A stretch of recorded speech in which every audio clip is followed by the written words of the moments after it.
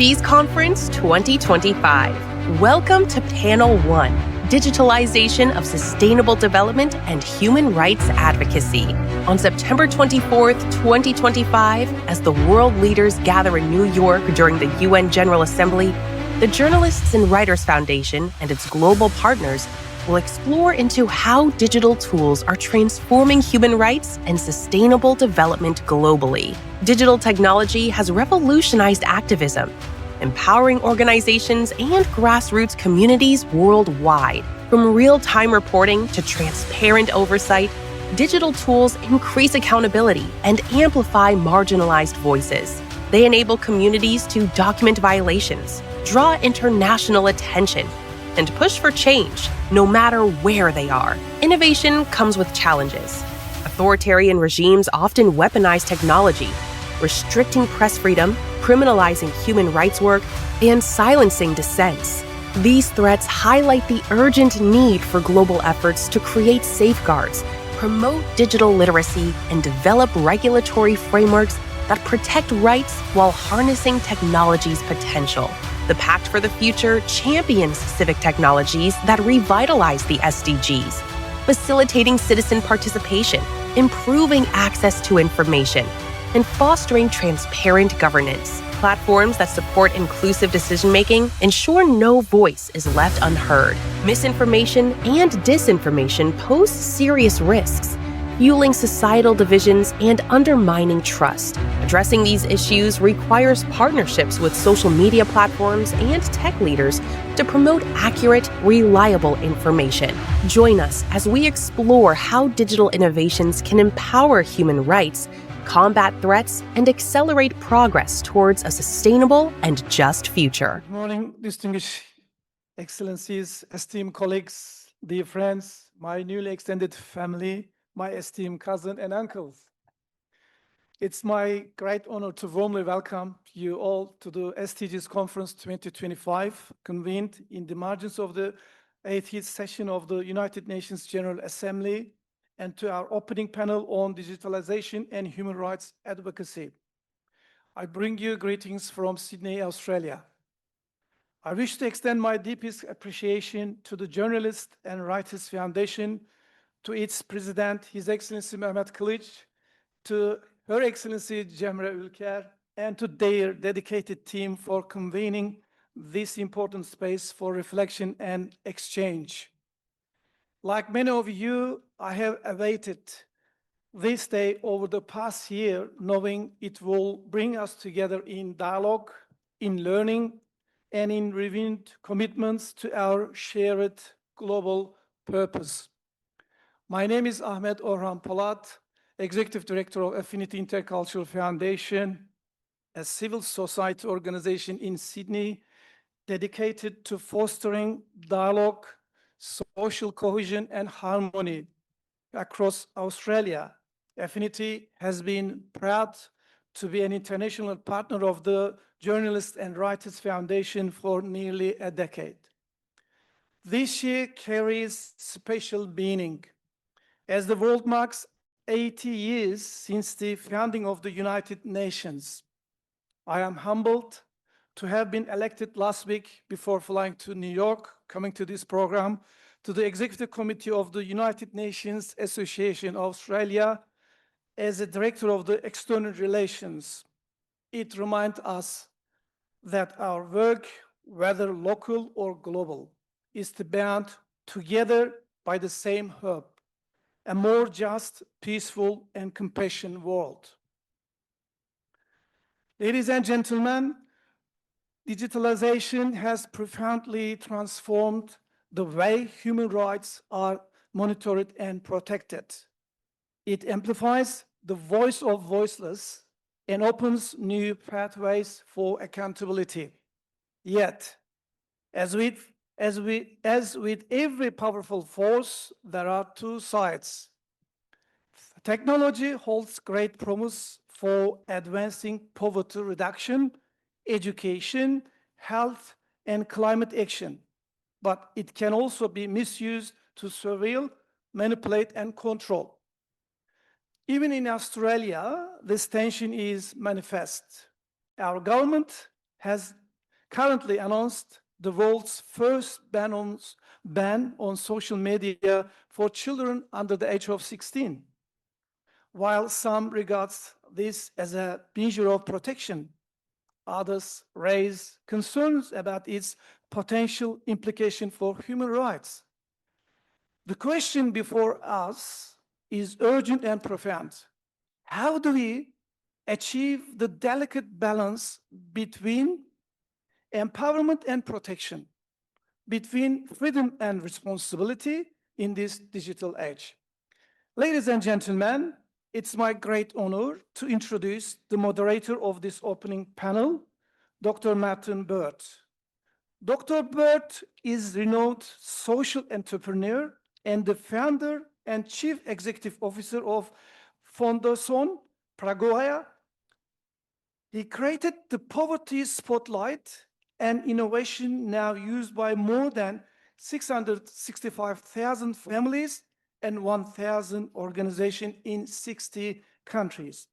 In public service, he has served Paraguay as mayor of Asunción, vice minister of commerce, and chief of the staff to the president.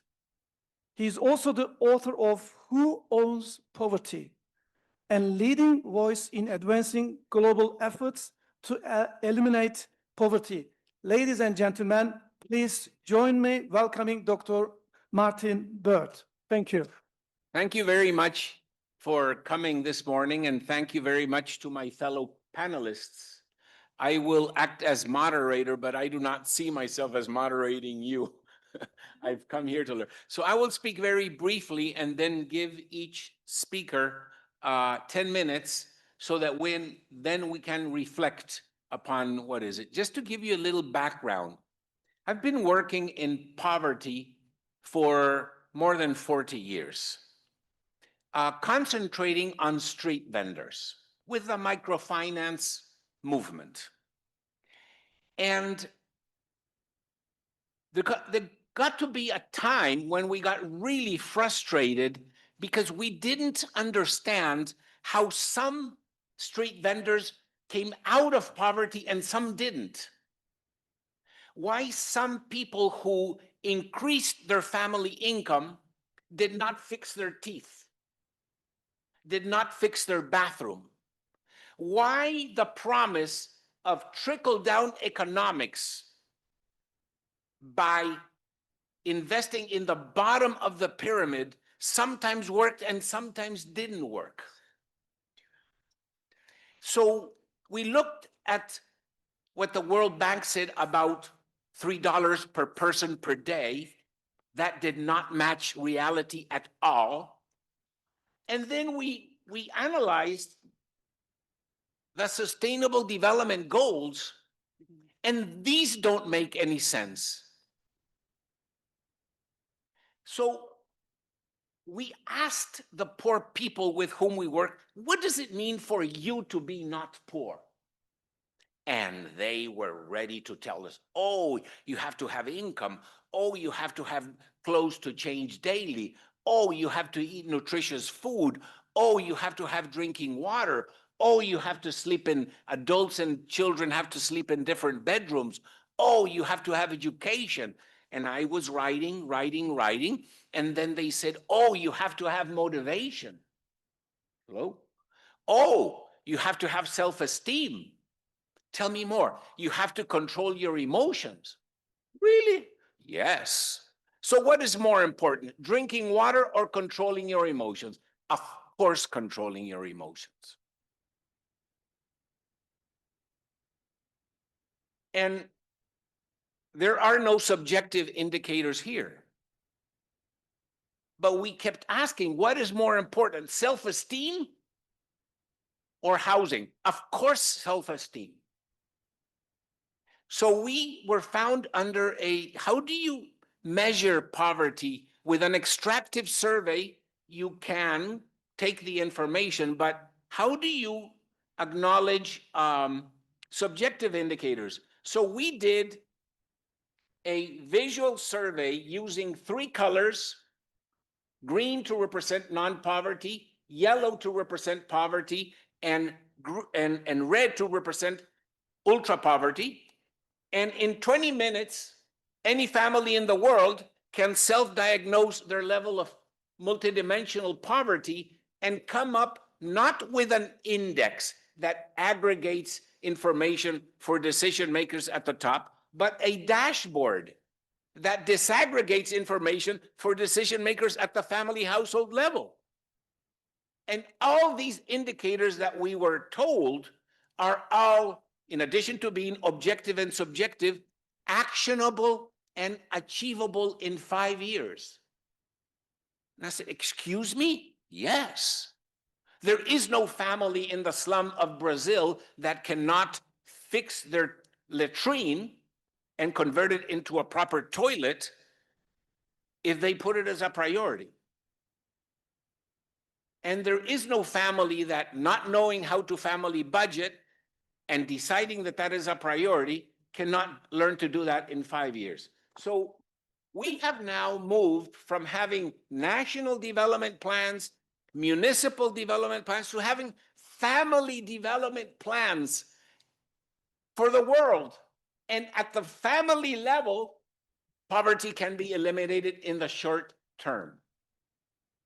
So this is why we think that we have to reconsider everything we're doing with the SDGs, because they are third industrial revolution.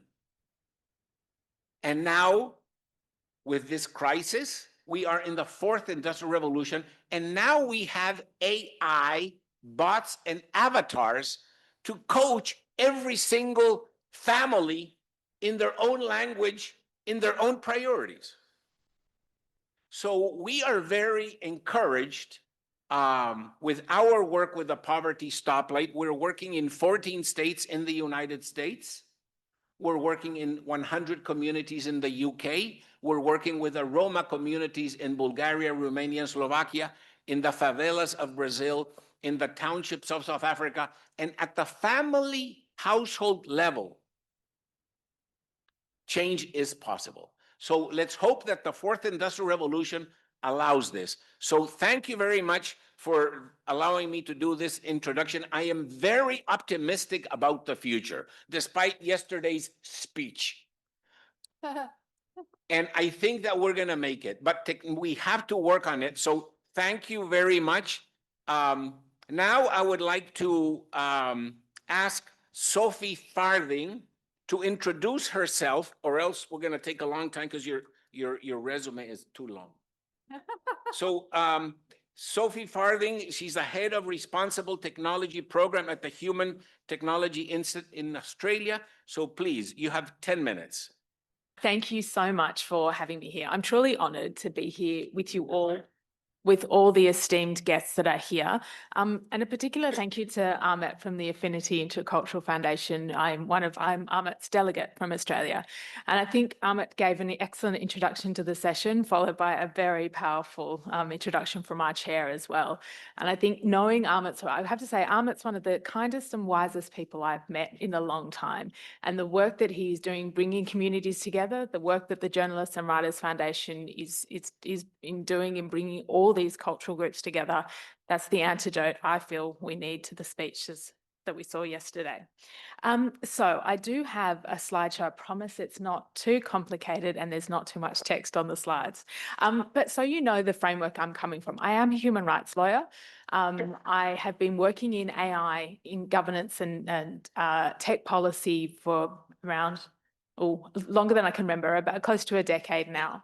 And the Human Technology Institute based in Australia is coming to this fourth industrial revolution, looking to see how we can make sure new and emerging technology is adopted in a way that is human-centric, so that we get the benefits from this very powerful technology and we don't steer towards that dystopian future that we definitely all fear. So I'm going to talk a bit today about, and I've got a great introduction. I can draw on what's already been put forward to you. I am going to be talking about AI. But first, so I give my proper framing for what civic technologies are, because like AI, there's no fixed definition, but really what we can draw from this more recent, and I can read it out for my fellow panelists if I can remember what it says. So really thinking about civic technologies, we're looking for the positive examples, ones where the use of technology is transparent, where there is accountability, where technology is used for the public interest. So when we're talking about revitalisation of the Sustainable Development Goals, we are in an incredible era where there is so much potential and a lot of peril. But I will get to that. I fear as a human rights lawyer, I always look at those risks, but it is so important that we do that at the moment. And the reason why I'm going to look at AI, it is one technology. There will be other examples of civic technologies that are going to be relevant to the SDGs. My focus on AI is because of the work I do, and also because of how transformative this technology is. So if we're thinking about potential, it's incredible what AI is going to be able to achieve because it is pervasive, because it is now touching on all parts of society, on all parts of our economy, all parts of the world, albeit in very different ways. So we have obviously a huge digital divide and we're getting an AI divide, but I'll get towards that towards the end. But really, like we've had past technologies that have completely transformed societies, that is what AI has the potential to do. And if we do it properly and we make the right choices and we ask the right questions, Martin, there couldn't be a better example than what the example you just gave, because that really translates to how we approach AI. So if we approach it in the right way, then we will be able to use these technologies to revitalise and to work towards attainment of the SDGs, with Martin's caveat that they're the wrong ones for the current era. I also wanted to say, so this is for my fellow panelists, we also steer between two extremes often. And just so you know, I'm not going down this one. So this is a headline that says AI could wipe out humanity. We often go from this polar extreme, which has a lot of political ramifications, to this one, which is that AI is going to be worth trillions. So we're all going to be better off. It's trillions and trillions of dollars, and you know, huge productivity, huge jobs. But what I want to do and what we are doing at the Human Technology Institute is focusing on examples of AI, how they are being used now. So we can get very distracted with the AI debate, and that's certainly happening in particular environments, and it is happening globally. We can talk about the promise of AI, but actually going from the promise of AI or going from this extreme that it's going to wipe us all out and take all our jobs and take over, we have to have a really practical conversation now so we make the right choices. So this is for my fellow panelists. I want to talk about the promise and the peril when it comes to using AI to achieve some of the SDGs. And the best way to do this, I think, is examples. We've already had some examples from two very powerful opening keynote speeches, really talking about the threats to democracy, because what AI is doing, it's amplifying a lot of those threats. But I wanted to use a few examples, and I know there will also be examples here in the audience. I'm very conscious I'm coming from Australia. I've got particular examples of AI from my country and how we're approaching AI. But I'm really keen to hear from all of you in the questions and afterwards about how you're experiencing AI. And so when I think about applications of AI, I can think about conversations that I've had this week. So during the week, I've met an obstetrician who specialises in high-risk pregnancies in Australia. And of course, Australia has an excellent health system, but in our rural and remote areas, there are a lot of challenges. And so what she was talking about diagnostic tools in health. A lot of them are powered by AI. And she's saying what that tool is giving her, it's not replacing what she does when she goes out to rural and remote Australia, but it's speeding up the time she has to be able to get to a diagnosis really quickly and then see more people and offer more help. So those kinds of examples about health are pretty incredible when it comes to AI. I can think of other examples if we think about the SDG around, you know, ending hunger. I've spoken to someone who might be here, I'm not sure. He's talking about an app that he has developed and is launching this week, and it's from Mali. And it's an app that, as I understood it, will provide local people, including farmers and non-farmers, with information about growing food. So using the land around them with the kind of information about weather, about what the actual crop actually needs. And that is about accessibility of information. So I thought that was another really interesting example of how we are going to work towards achieving these sustainable development goals. And those are the really practical examples that I think are particularly worthwhile. Another example I had, which I think relates to exactly to what you were talking about, Martin, with your experience with poverty and understanding poverty, is work that my colleagues, my very clever computer scientist colleagues, are doing at the Human Technology Institute. So they're doing globally leading Bayesian statistical analysis and deep machine learning to look at education in New South Wales, so the state in which I come from. So they have taken huge swathes of data held by the New South Wales Department of Education, did quite a little bit of organising of that data. They feed it into their very spectacular mathematical formulas. They have these incredible algorithms that they do explain to us many, many times. But what they're doing is looking at all this data that's been held for decades, and they're trying to understand why some kids finish school particularly strongly and some finish at a disadvantage. And they get a huge amount of vectors. And one of the interesting things that I really thought about when you were speaking, Martin, is that they're finding unexpected causal relationships. So not just correlation, they are using AI to understand causation. And one thing they're finding, they went in thinking, as we often do, that it's lower socioeconomic status that might indicate how well a child finishes school, if they finish school at all. And actually they're finding it's a sense of belonging. So what they're doing now is going out and testing that with schools themselves. So that kind of use of example of AI is the kind that I think we need to really lean into when it comes to achieving the SDGs. We, of course, have a lot of really frightening examples, certainly of how AI is undermining human rights. We have had two very powerful speeches this morning around democracy and the world of pain I think we are in when it comes to a whole range of pressures that are dismantling democracy. AI is one of those pressures, and it's particularly when it comes to mis and disinformation, the kind of information environment that we really need to have healthy, functioning democratic processes and democratic institutions. And AI is really undermining that information environment we're in. So Amit mentioned social media. That's another really good example how those big, powerful business models that are driving particular social media trends are having impacts on health of young people, of older people, of all of us. So seeking to understand how AI is reshaping those types of, those particularly big problems in Australia and everywhere around the world is really important when we think about this promise and peril. How do we get to the most? And I wasn't even looking at my own timer, so I'll move on quickly. So just very quickly in my last minute,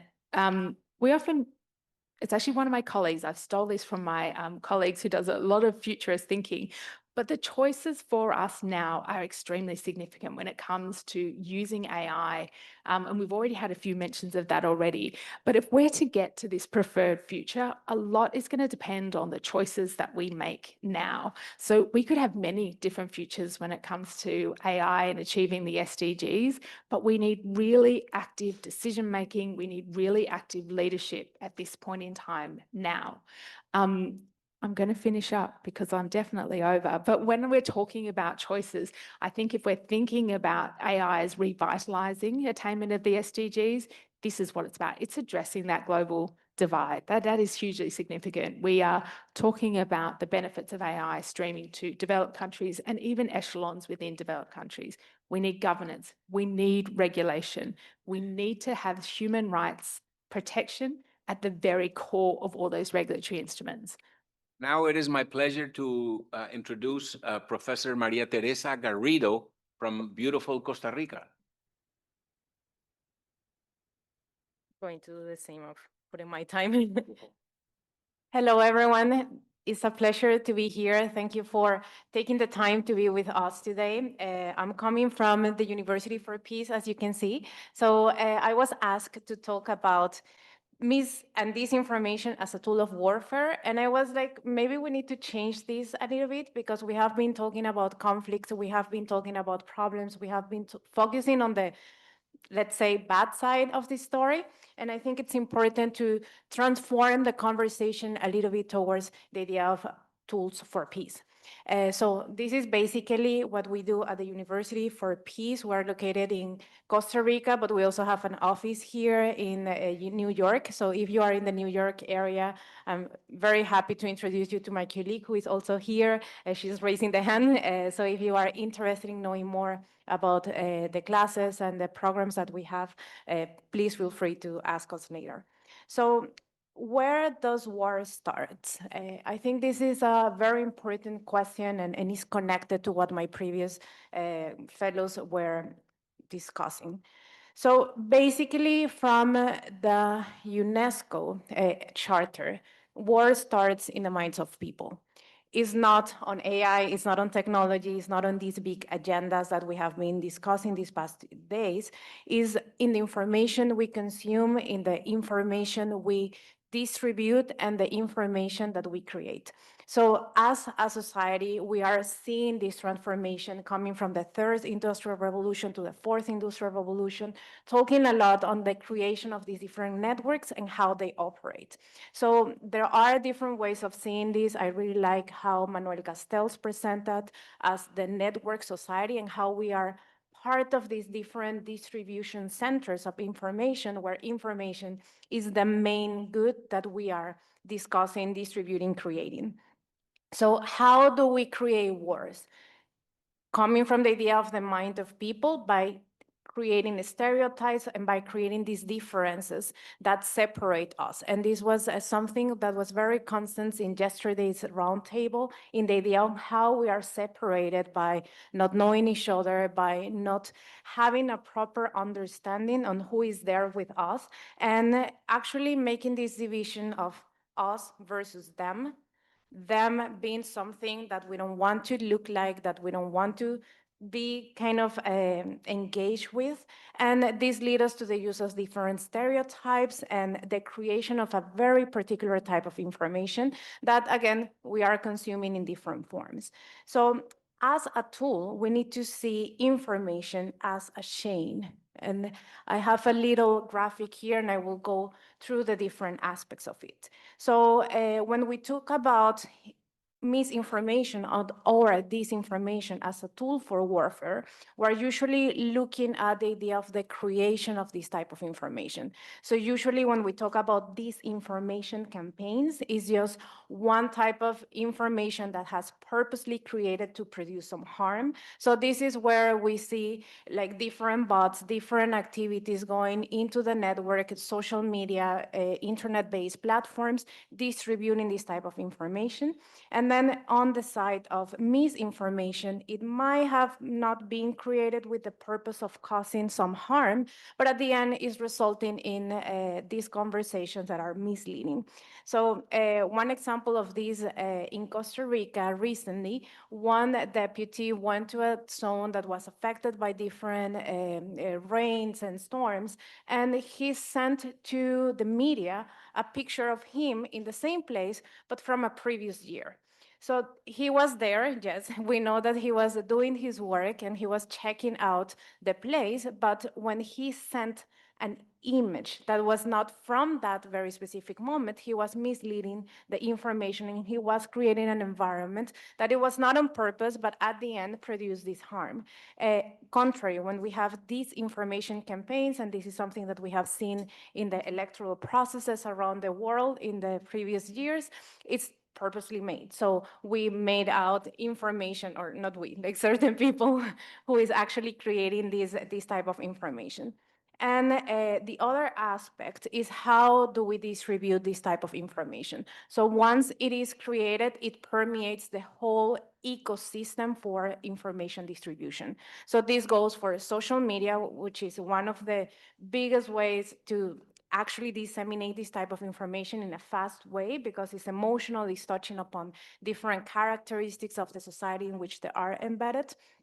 But then also we have media taking over. And when we see breakout news, like this type of information that hasn't been like properly checked, sometimes it falls within the idea of misinformation or disinformation that is actually leading us to these type of situations. Some of the problems we see, and this is going to be increasing, I think, with the use of AI, is the idea of the creation of echo chambers. So when we are in one specific chamber, let's say within the internet realm or the digital realm, it's extremely hard to get different information. So thinking on the idea that where it starts in the mind of people, if we're only receiving information that is confirming the stereotypes and confirming the biases, then it's extremely easy to use it as a tool for warfare, because then it's like, is the other, is them, is this environment that is leading us to something different. So how do we break this kind of cycle? Because it goes to the point on what do we do, and then it goes for the analysis of the information. What is this information bringing to me as a person, and how am I part of this network society, and how am I part of that redistribution of misinformation or disinformation? So the first thing is like, is it touching upon your emotions? Is it something that is bringing all of these outrage, stereotypes, like differences that are created to actually produce this emotional reaction? So we answer in pain, in fear, in whatever feeling you want to put there. And then the problem is like, how can we actually disrupt this cycle? And then we go again for our minds. If we are conscious of who we are in the network society, how this information is getting to us, then it's easy to say, how do we break the cycle? How do we go to something different? And then I just want to leave you with some questions. We don't have a lot of time to answer them, but I think it's worthy to ask, who is benefiting from this type of information? Because in certain aspects, in certain contexts, we can say, yes, it's the political leadership that is taking advantage of whatever misinformation campaign. But in certain cases, it will be economic leaders, it will be companies, it will be specific people in the society who are creating this type of information and disinformation campaigns. But then also, what do they want us to think about a specific topic? Is it creating this difference, or is bringing us together and is uniting us? And unfortunately, in the majority of the world, we're seeing how polarization is increasing, and it's basically because we need to stop and say, okay, what is the thing that this is bringing to all of us? So I just want to leave you with some of these ideas. And one of the things, and I want to conclude with this, that we say at the University for Peace is, if you want peace, you need to work for peace. And working for peace is not easy. It is a very complex task because we need to be in the center saying, okay, how is this information affecting me, and how my distribution, how my networks are affected by the information that I bring into the table. So we need to create a change in that system on how we distribute information, how do we analyze that information, and how we can bring unity, how we can dismantle certain discourse that is used for warfare to transform it into something more peaceful. This, again, it doesn't happen all of the sudden. It depends on all of us being part of these distribution channels and thinking on what is our role in the communication system. Because once we are embedded in the communication system, and once we see ourselves as a key part of this network, then we can work for peace. So this is the end of my time. Thank you very much. Thank you, Professor. Now it is my pleasure to introduce Alison Mao. She is the co-founder of Tika and an award-winning journalist from New Zealand. Thank you. Tēnā koe. Kia ora koutou katoa, ko Alison Moore tōku ingoa. In Te Reo Māori, the beautiful language of Aotearoa, this means hello, my name is Alison Moore. I am an investigative journalist of many years, and more recently the co-founder of an Access to Justice NGO that uses AI to identify serial perpetrators of sexual violence. And I can hear the shiver down the spine of every lawyer, human rights lawyer in the room as I say that, but I will explain more later. And it is a complex project that I'd be happy to explain to you at any time. Obviously, it's a great pleasure and an honour to be speaking to you today. Thank you to the Journalists and Writers Foundation for hosting, and to my wonderful friends at Pearl of the Islands Foundation for bringing me to New York, and a special shout out, yes, to Cousin Ahmed for the introduction. I am from Aotearoa, New Zealand, a beautiful country at the bottom of the South Pacific, a country with a stellar reputation for peace, a stable democracy, and in particular for its global leadership in the gender equity space. We were the first independently governed country in the world to grant women the vote. We were among the first nations in the world to achieve majority female representation in Parliament. And when I Googled that to check the exact details, the AI overview told me that milestone was built on a long history of women's political empowerment in our country. But ours is also a country which bears a shadow not many in the wider world know about. We have appalling levels of domestic and sexual violence that belie that stellar reputation, much worse than our closest neighbour, Australia, which last year, I note, declared violence against women a national crisis. In fact, in New Zealand, we have the worst rates of domestic and sexual violence in the OECD. And although it's not framed that way in public discourse, the truth is we are facing a national crisis of gendered violence in our small, idyllic country, and increasingly much of that is taking place online or with the use of technology to coerce, control, and terrorise. Zooming out for a moment internationally, the rise of online and technology-facilitated violence against women has become one of the most pressing human rights challenges of our time. It is ubiquitous, it creates real-world harms both psychologically and physically. The UN Special Rapporteur on Violence Against Women has defined this abuse as any act of gendered violence against women that is committed, assisted, or aggravated by the use of ICT, such as mobile phones, the internet, social media, or email, against a woman because she is a woman, figures to silence them, new technologies leading to new forms of abuse, such as the spreading of deepfake images, or the non-consensual sharing of intimate images. In my years as an investigative journalist writing almost exclusively on gendered violence, I've seen many cases of all of those categories and even personally experienced one of them quite severely. But it's a case that falls into that last category that really sticks in my mind. Samara, that's not her real name, is a New Zealand woman who came to me in desperation after years of trying on her own to track down and stop the man who was posting sexual videos of her without her consent all over the internet, or at least that's what it felt like to her. Now, Samara had done what society says always is the right thing to do. She had gone to the police, they had taken a case forward, she had undergone intense and victim-blaming cross-examination by this man's defence counsel, and despite the fact that she could prove that he had uploaded the video to dozens, maybe hundreds of pornography websites, her perpetrator was acquitted and set free. How could this happen? Well, at the time of Samara's trial under the New Zealand legislation, it's called the Harmful Digital Communications Act, prosecutors had to prove that the offender intended to cause harm, an incredibly high legal threshold that made convictions almost impossible. That loophole was closed, by the way, in 2020, but too late for Samara.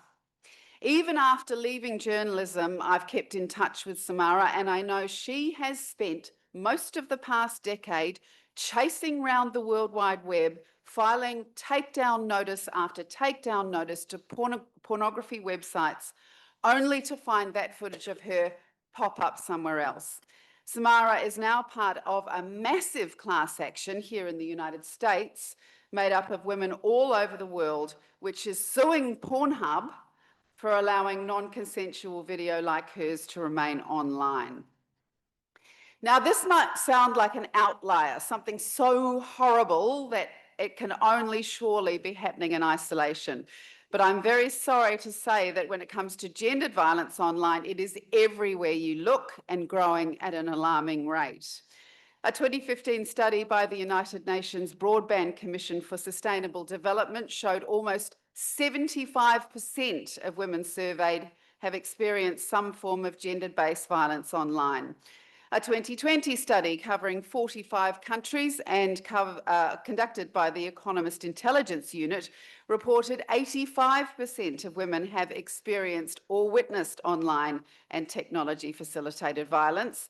And in my own country, in 2017, Amnesty International released results of a study across Europe, the US and New Zealand, which showed a quarter of all women had personally experienced online abuse and harassment motivated by gender at least once in their life.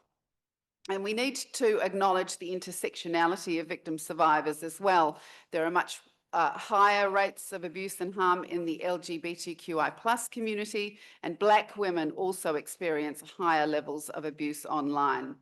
Sometimes it's your profession that will put the target on your back. I know from personal experience that women journalists are targeted disproportionately, and so are women in politics. In 2020, at New Zealand's general election, there were 263 women candidates standing for election to our national parliament. In the lead up to that election, those women were sent 200,000 toxic messages on Twitter, now called X, of course, most of them directed at Jacinda Ardern and other women politicians like Chloe Swarbrick from the Green Party and Judith Collins of the National Party. So this was a misogyny issue, not a political one. How on earth do I know about those 200,000 tweets? Well, that's the next bit I want to get to in these remarks, which, to be fair, have been pretty bleak so far, and I'm sorry for that. I'd like to give us all some hope for change. Change that will come from better legislation, of course, but also from technology itself. Those 200 abusive messages sent to women political candidates were detected by a custom-made Twitter bot created by a women-led tech company called Arito Labs, a pioneering AI-driven content moderation company tackling digital harm. When a tweet to a woman politician reached a threshold of awfulness, the bot would immediately tweet something positive and affirming back to the candidate, therefore redressing the balance. There is legislation in the wings that could help this situation, and I would say not before time, because while technology facilitated harm races forwards, legislation to combat it tends to plod along in the distance.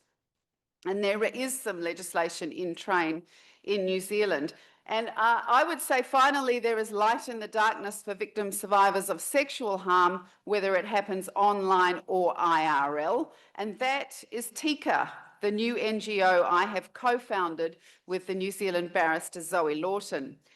When I stepped away from journalism in 2023, after years of investigating sexual violence in the wake of the global Me Too movement, I was disappointed that all the awareness raising and all the survivors' voices we had platformed had not made a single dent in those truly terrible, is my clicker working? Those truly terrible statistics, reporting rates which had stayed stuck at 10% for more than 10 years. That means 93% of harm, including online harm, goes unreported. We asked each other, my co-founder and I, what would budge those statistics? What could we build that would sweep away the barriers of shame and self-blame, aloneness and isolation, fear of not being believed or having their experience minimized, and allow people to confidently and privately make a report and take the steps towards accountability they craved. And we decided the answer lay in access to justice using two things: collective action, and yes, technology. And so I realise I only have a short time left, but over the past 2 years, having raised more than $2 million in cash and in-kind support, We have built a secure platform that uses algorithmic pattern matching to bring together groups of survivors. Sorry, I'm just going to turn that off and remind myself that I am now over time. And we do it this way because number one, we know that perpetrators rarely only harm one person. And number two, there is better evidence, a better chance of an early guilty plea, a better chance of a conviction, and more support and comfort in numbers. If I could finish by harking back to Samara, the young woman whose life has been swallowed whole for 10 years by the actions of that one man who posts her video online, I know one thing. I know that Samara shares the same fervent wish that I've heard at least once from each and every one of the thousands of survivors I have spoken to. She is desperate that no one else gets hurt. She wants her perpetrator stopped before he causes any further harm, and that is where we come in. Ngā mihi nui, and thank you so much for having me here today. And now, thank you very much, Alison. And now, Dr. Michael Best, Executive Director of the Institute for People and Technology at the University of Georgia Tech, correct? Thank you, Doctor. Thank you so much, and good morning. Thank you so much to the organizers for this morning and today's program, and also to the Atlantic Foundation, who is supporting my visit here. I'm really delighted to be with my co-panelists and to be with all of you. Article 19 of the Universal Declaration of Human Rights states that everyone has the right to hold opinions without interference and to seek, receive, and impart information and ideas through any media, regardless of frontiers. And I bet many of you are familiar with the UDHR and have read those words before. I was reminded of an essay I wrote quite some time ago when a colleague of mine in a public forum recently stated that this particular essay was the first time that anyone had directly claimed in a publication that the internet itself was a human right. Now, I'm not sure that it was the first time, but this was 2 decades ago, and it was probably one of the first times amongst the collection of such publications. So 2 decades ago, I wrote an essay entitled, "Can the Internet Be a Human Right?" And the title of the essay is a question, but as I reread the essay itself, I realized that I had answered that question for myself at that time in the affirmative. Now, right now, I am charitably middle-aged, Alison, I don't know. But 2 decades ago, I was a very young scholar, and when I reread this essay, you know, I use German, Latin, and French in the first few paragraphs. I do not speak or read German, Latin, or French. You get the point. I was sort of just getting started in sort of my sense of what scholarship looked like. But one of the things as I reread this essay that I was impressed with was my claim in this material that access to the internet itself is itself a human right. And that's essentially looking for the reciprocal claims of the UDHR for being able to seek, receive, and impart information, and adding to that the realization that the internet today is foundationally the mechanism with which we do that kind of act, beyond when we are in person doing it like we are today in this forum. When I was enthusiastic a couple decades ago about how the internet could be in and of itself a human right, if we come to today, my question for us all is, has the bloom fallen off that rose?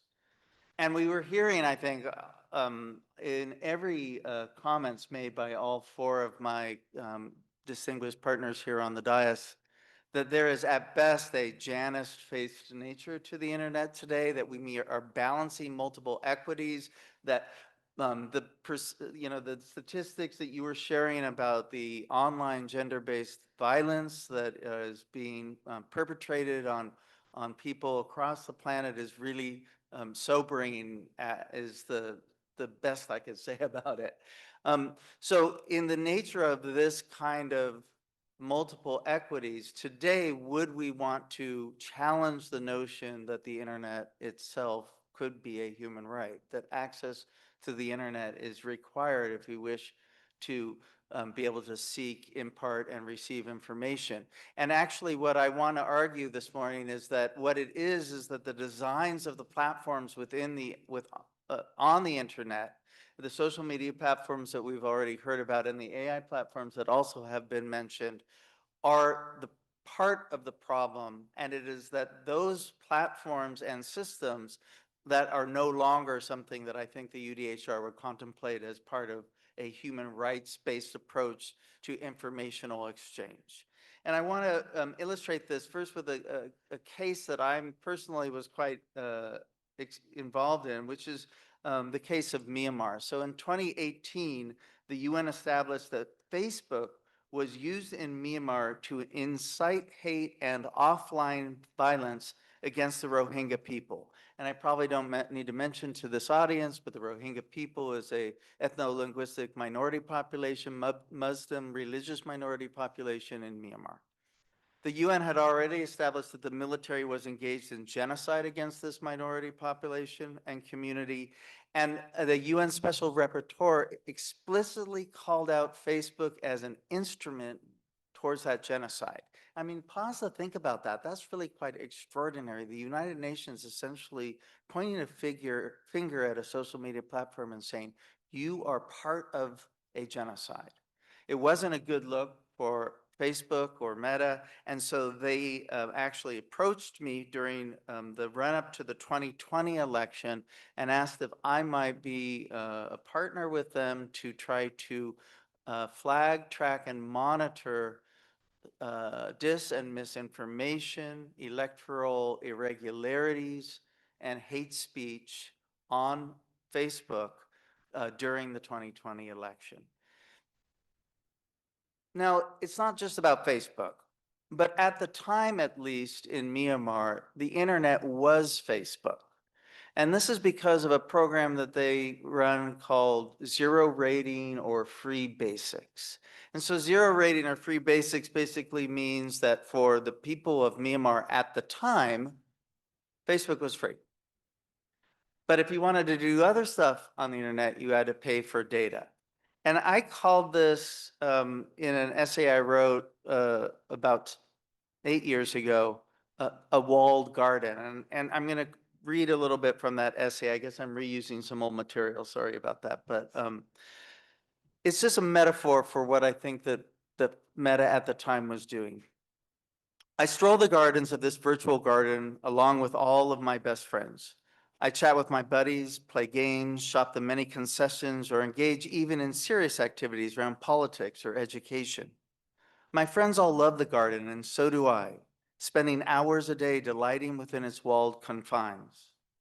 All the while, the proprietors are monitoring every aside I make to a friend or lingering glance I place on a storefront window.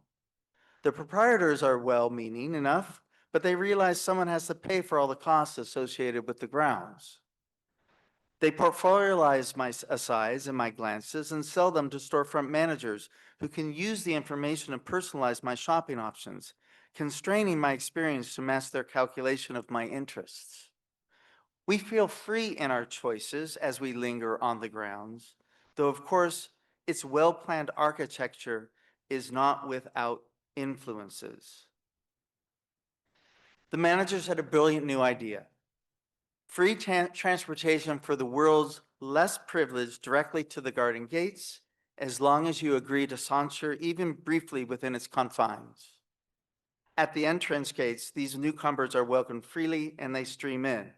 But when it comes time to exit, to everyone's surprise, they've placed ticket booths. It was free to enter, now they pay to leave. There's two, I think, important things about the design of these platforms. That is not because Facebook or Meta or X or TikTok or WeChat is debased or depraved. It's simply a business model. And it is a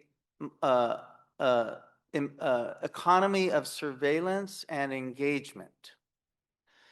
So when Facebook, if we continue to just use them as an example, surveil me as to my choices for the sandwich I eat for lunch, it is not due to a debased interest in my love of roast beef.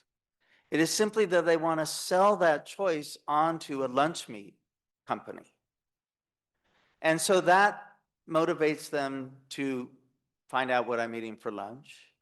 And then it further motivates them to elevate information that's going to engage me and keep me on platform. It's the engagement part that creates a platform that wishes to bring up mis and disinformation, to highlight hate speech or problematic speech, and to indeed create silos, I think, that create the strongest opportunities for rights inflicting content online. So fast forward today to Myanmar. Meta has been, Facebook has actually been banned in Myanmar, as has most social media platforms, because after the 2020 election in February of 2021, the military junta took control of the country, destroyed the democratic process, and to this day are in control, perpetrating human rights abuses and civil rights abuses against the democracy programs that are in country. So it's a little rich that a platform that was cognizant of human rights abuses pre the military coup would be the one that the military junta would choose to ban. Meanwhile, Meta has dismantled its content moderations programs globally. Twitter is a hellscape of harmful content, but Jimmy Kimmel is back on TV last night, I think. Did anyone see it? I didn't see it, but some people? Was it good? Okay. So the UDHR may still purposefully affirm this right to receive, seek, and impart information and ideas, but in the presence of a designed internet world that is about surveillance and engagement, is that a rights affirming world? Is the internet in that instance a right itself, as I believe 20 years ago, naively? Or is there a possibility for a new design of the internet, one that actually harkens back to the original design aesthetics of the John Perry Barlows and David Clarks back even before I wrote that essay 2 decades ago? And if that new design is possible, then are we here able to move forward to put it in place? Thank you very much. I don't think that we could have had a better way of framing this, the nature of this panel, which is the problem of digitalization, human rights, and development. So thank you very much to all the panelists. And we have half an hour. So Semra, we have a question from Nigeria and another one from Bangladesh. From Nigeria, from Adamu Walid. Coming from Nigeria, where young people are driving innovation yet also facing digital exclusion and rising misinformation, how can global leaders ensure that the digitalization of human rights advocacy and the SDGs truly empower vulnerable communities in the global south instead of widening existing inequalities? Question number one. And question number two is, when AI system spreads false or misleading information, who should be held responsible? Developers, the users, or the platform? This comes from Farhana Nila from Bangladesh. So who would like to answer the question from Nigeria? I guess I'd just jump in quickly to Adama's question, which is around, and I think the answer there is how you empower young people and make sure that, I think that was the question about really addressing that global divide. I think one answer is the global dialogue. So I think, though, what we haven't really touched on, but the importance of multinational, multilateral and bilateral agreements. The UN Global Dialogue on AI, it's not quite the name, someone will be able to correct me, but they're kicking off tomorrow. So that is a group of experts that is coming together to really embed human rights in how AI is governed globally. I think one thing that is super clear is that AI is a global technology. We've just got questions from around the world, and unless we have, global responses, we're not going to quite address that digital divide that this participant is talking about. I think also we need to draw from regulatory responses across the world. We've got really different conversations that are happening. So in EU, you've got a very, detailed AI Act that is just currently rolling out. In countries like Australia, the United States, we're veering away from that kind of strict regulation, that we do have laws in place that apply. So for me, the answer is that global dialogue. I think it could not be more important at this particular time to address the problems that this participant is asking about. Thank you. I will also follow up in the two questions, actually, because for the first one, I agree with you totally. Like, we have this international level, but also I think it is important to look at what we can do at the local communities and the base for empowerment, because that was one of the words included in the question. So when we're coming from the global south, the differences are extremely high with the global north. So the idea of accessibility and how we can develop new technologies that are tackling specific problems for that society is what actually allows empowerment and actually be part of these global conversations and bring something different to the table. So there are examples, even from Nigeria, of people like developing like different communication tools based on Bluetooth instead of Wi-Fi, because it's more stable communication for them.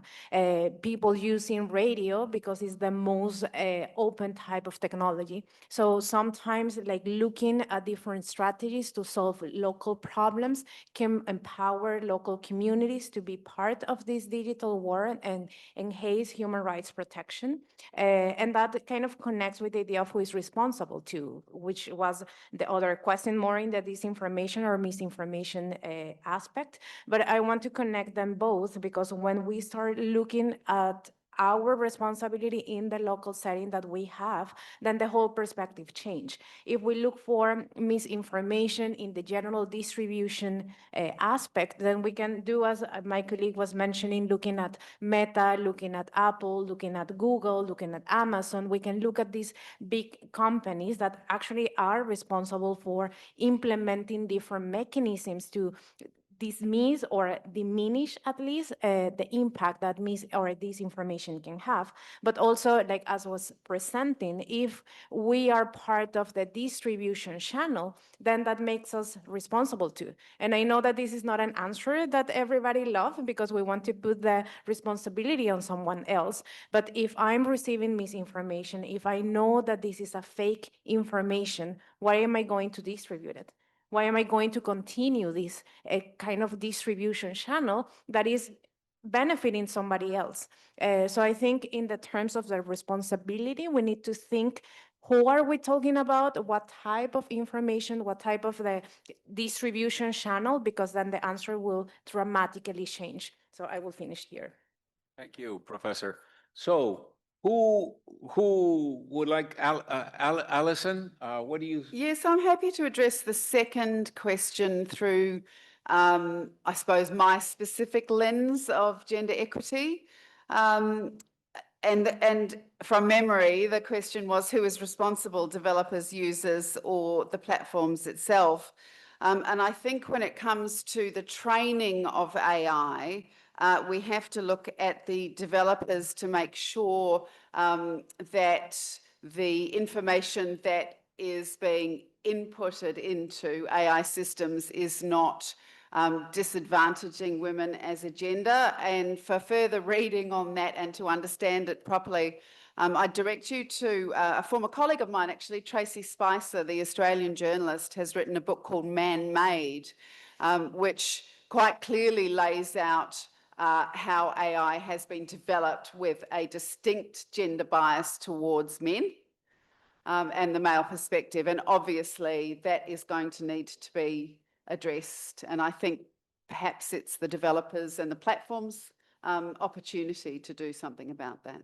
Thank you, Alison. And Dr. Best, in addition to asking you to answer this question, as the members of the public may have known, that today the big news was that Google was, admitted that it had censored information on COVID, and that now they were releasing those videos during the COVID pandemic that the government of the United States, that Biden had asked Google not to distribute because it was against the public health policy of the United States.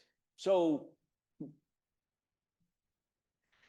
I didn't know that about Google today, but it's clear that censorship, everyone loves it these days somehow. Like it's happening certainly in this country as a program of the left and the right. We were discussing that earlier. And I'll just quickly add one additional comment to the question about who is responsible. And I was interested that I think the question asker said the user, the developer, or the platform, but some of our answers contemplated a role of governments, regulatory bodies, and multinational authorities even. And there's a number of governance models that are out there. The World Wide Web Foundation is one of them that generally has sort of a three-legged stool of governance that includes nation states and multilateral organizations, platforms, and users all coming together in ways that will, hopefully ensure that AI and social media platforms are responsive to sort of the human rights concerns that we have, the concerns about gender-based violence and other areas where we know that the internet is not doing what we think is best, but also responsive to over censorship that I think from a rights-based approach, we would also find abhorrent. So I think that sort of three-part approach and some of the governance models that have been developed could be quite effective, but all of them require political will, and I'm not sure where we're going to find that political will yet unless we all work together to try to develop it.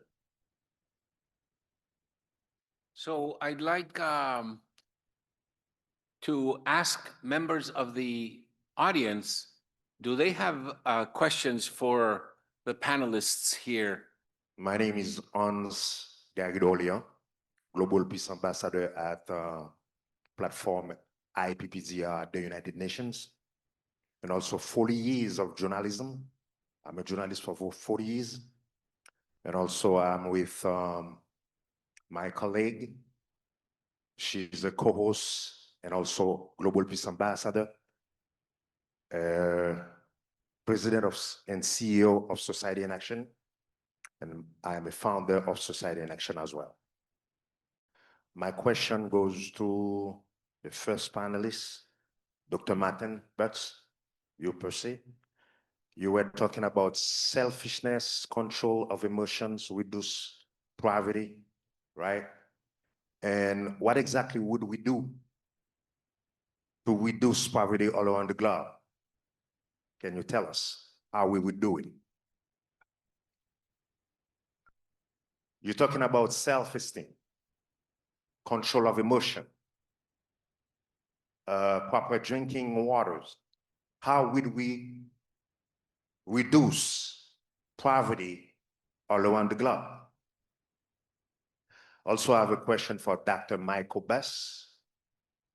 Why these days opinions is more important than a rational fact that need to be addressed with truth and justice?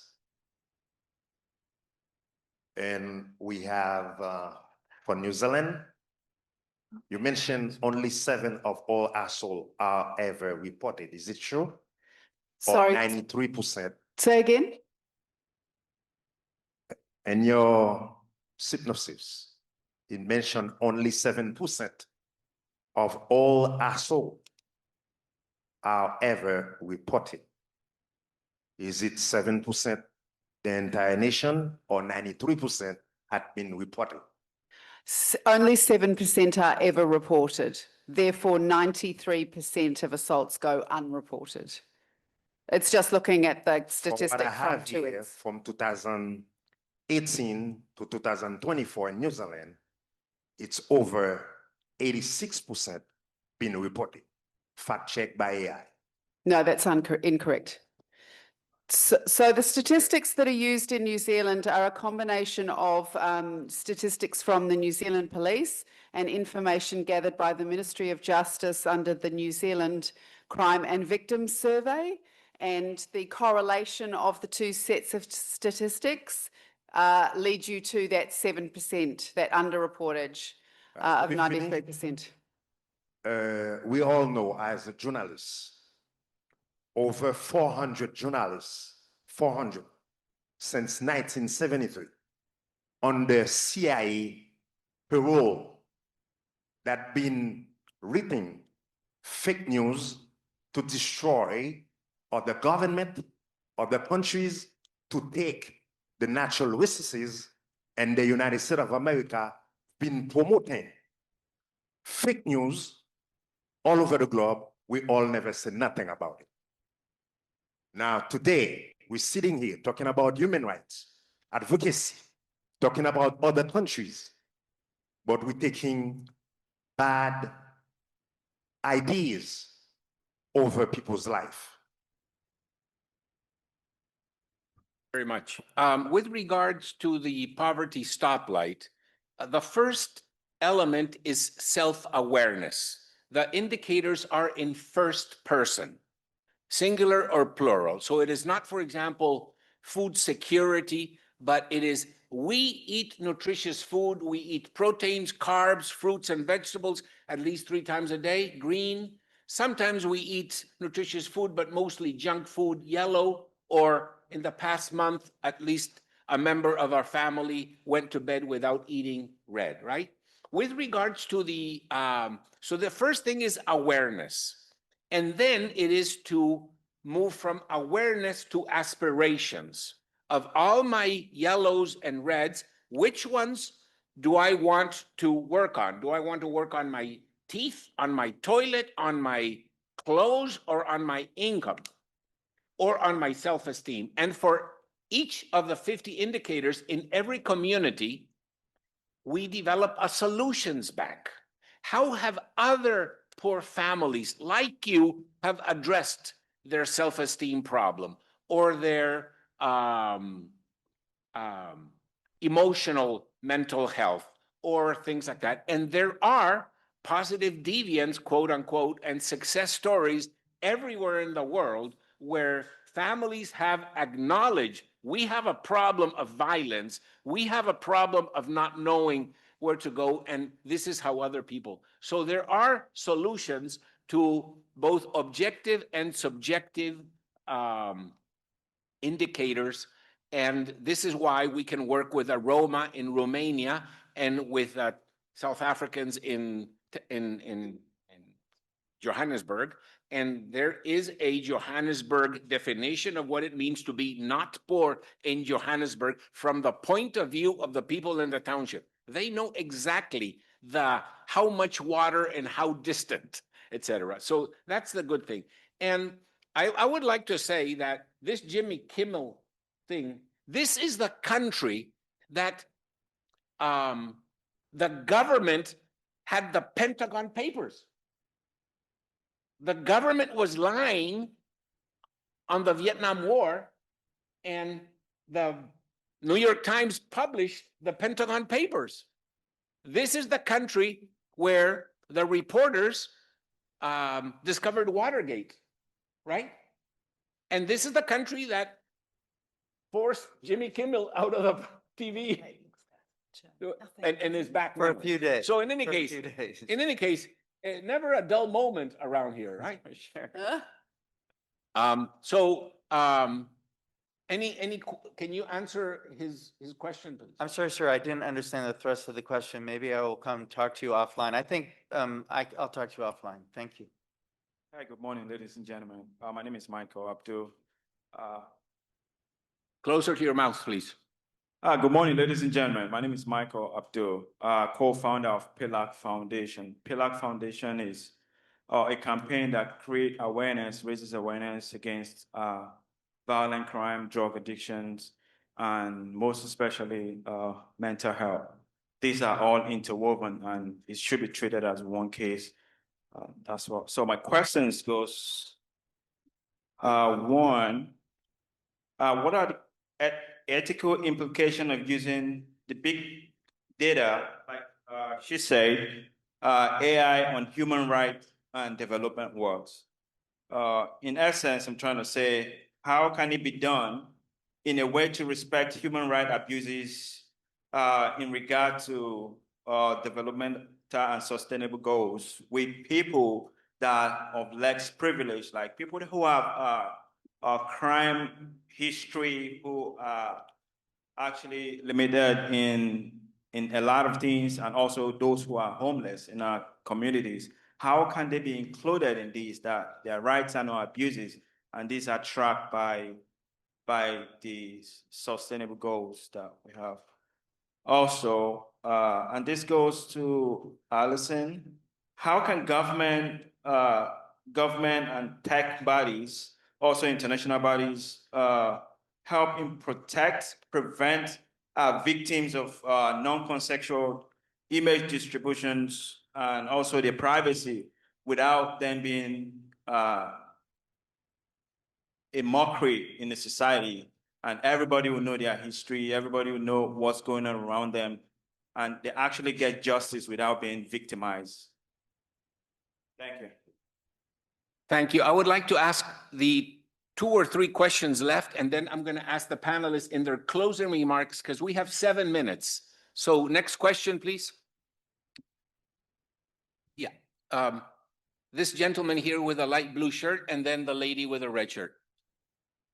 Yeah, hi, good morning to everyone today. I am Ayushman, and I'm actually a high schooler. I think I'm the youngest here. I'm from New Jersey, like 40 minutes away. But I just wanted to ask, and this question is directed particularly to Miss Sophie Farthing, but anyone could answer. And it relates to the impact of AI in education, because I've seen it firsthand.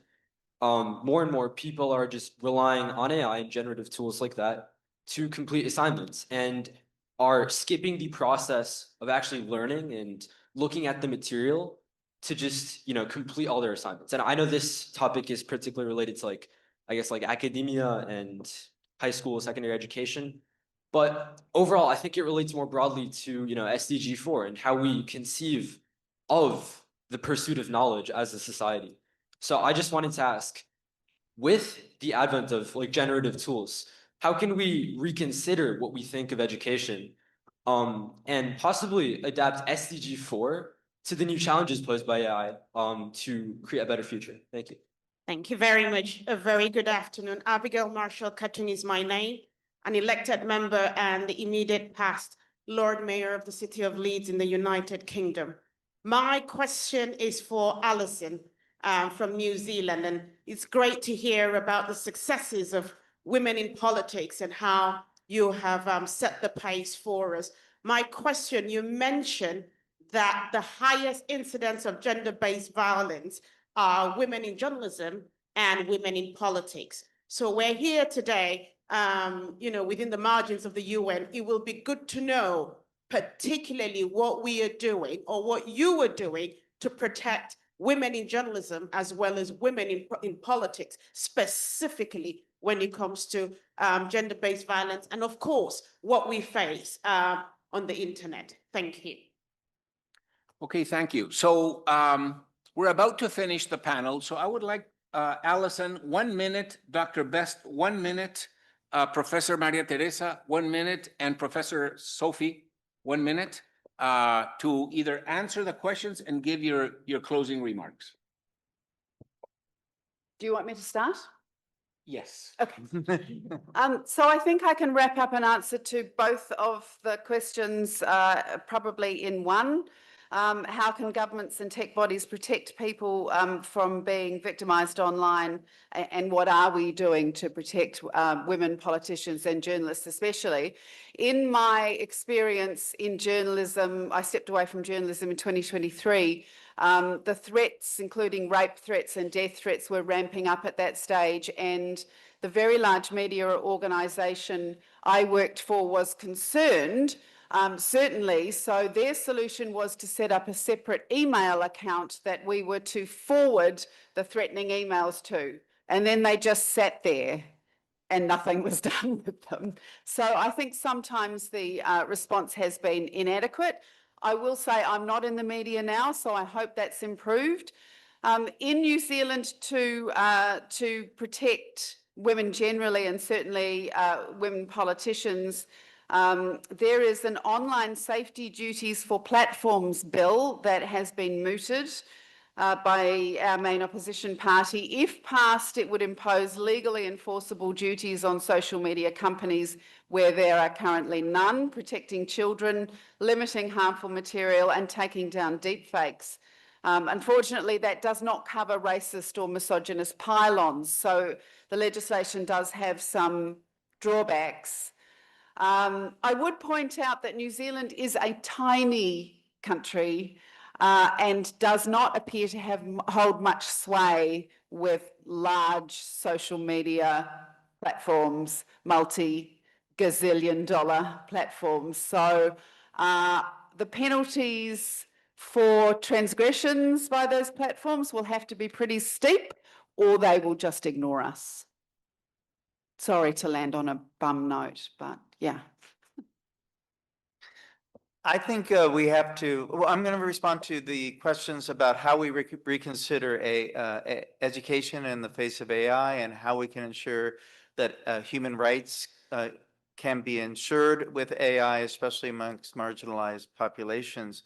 And I'm going to answer by saying that we really need to offer ourselves some moments of grace as we confront the quickest, fastest deployment of a new technology in the history of essentially technologies on this planet. Nothing has ever been used as fast. Nothing is moving as fast. The pace at which this set of technologies is developing and changing is astronomical. So we don't have an answer as to how we reconsider education in the face of AI, or how AI should best and ethically be used by human rights organizations yet. We don't have the answer because it's just moving so fast. The answer is not available, but processes are available. So those processes must bring together stakeholders in consultative ways. We must find leverage with the big tech platforms who are creating these new AIs. We must find leverage. And then we must ensure that these AIs are good for education and human rights and all the other SDGs that we are, here worried about. I think I just want to say ditto to what Michael just said, but I'll finish just briefly on those 2 points because they're really important, interesting one. On the data question, I think you raise a really significant issue with data, because data is also a form of surveillance. So from the, I mentioned, work that my colleagues are doing, there are, really strict ethical guidelines for de-anonymized data. There are technological solutions to that, but I think it's an ongoing and really live issue and something we need to take care of, noting that a lot of the bad things that we have been talking about are fueled by data, are personal information. And when you get to biometrics, when you're talking about facial recognition technology, it's even more sensitive and even more significant. So one thing with that, it's if you're talking about university research, it's that really strong ethical frameworks around data. Like we've got a lot of processes at our university. When you're talking about other technologies and data collection, like facial recognition technology is a good example from Australia and other countries around the world that are really rolling it out in policing. The sensitivity of that data that's collected, we need strong regulation around that, and we're yet to have that. So that's the first thing. The second one, the education question is a really, really important one. And it's not just students. Obviously, it's students, it's people in, students in universities. It's also people in professions. So we've done quite a bit of work with legal practitioners, and had very interesting conversations with the Chief Justice of South Australia, who's now looking at that, at how we use generative AI, what the impact of that is. And I think, echoing, I'm going to steal from Michael and giving us grace, it requires really thoughtful conversations. We need to understand what's happening to our cognition, and those studies are starting to emerge. So what happens if you're just getting information, which can be an incredibly powerful thing, but what does it do to your abilities of critical analysis? And I know what it does to mine, and I can't come up with inventive policy solutions to some of these really complex problems that we're facing without that critical analysis. So I think it's really important to work with the technology. So students who are using it's really understanding how, and we're seeing some really good examples globally of how teachers are working with students who are looking to use AI. So it requires rethinking that, and it does require quick rethinking, but it needs to be a thoughtful process. So I'll finish because I'm pretty sure I'm at a minute, but one thing I did want to say is that we do have a really strong regulatory framework that's currently being rolled out across the EU.